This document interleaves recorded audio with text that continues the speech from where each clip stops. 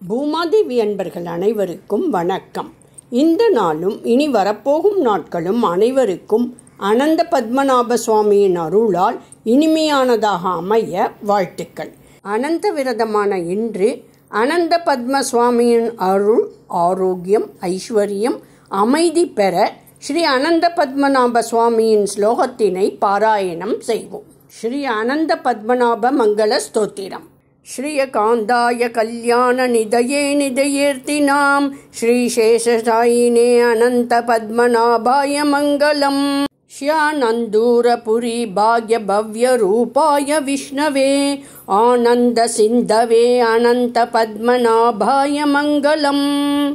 हेमकूटविमानान्दभ्राजमानाय हारिणे हरिलक्ष्मीसमेताय पद्मनाभाय मङ्गलम्.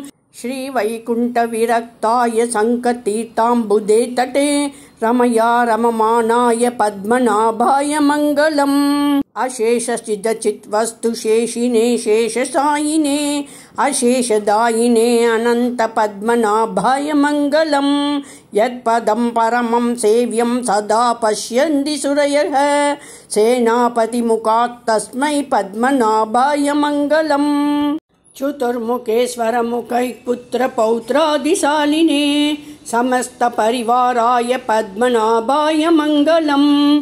दिवाकरयतीशानयोगिहृद्पद्मनाभवे परस्मै ब्रह्मणे अनन्तपद्मनाभाय मङ्गलम्. पराङ्कुशप्रबन्धोक्तिप्रदिताय परमात्मने पूर्णाय महते अनन्तपद्मनाभाय मङ्गलम्.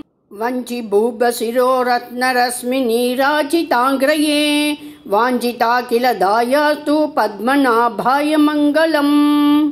सर्वावयवसौन्दर्य सौवर्णशुषमाजुषे सदा सम्मोहनायास्तु पद्मनाभाय मङ्गलम्.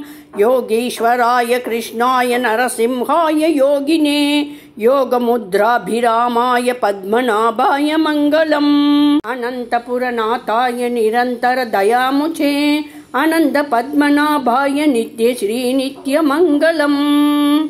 इति श्री अनन्तपद्मनाभमङ्गलस्तोत्रं सम्पूर्णम्. अनन्तनामावली. ॐ अनन्ताय नमः. ॐ पद्मनाभाय नमः. ॐ मधुसूदनाय नमः. ॐ वासुदेवाय नमः. ॐ विष्णवे नमः. ॐ नारायणाय नमः.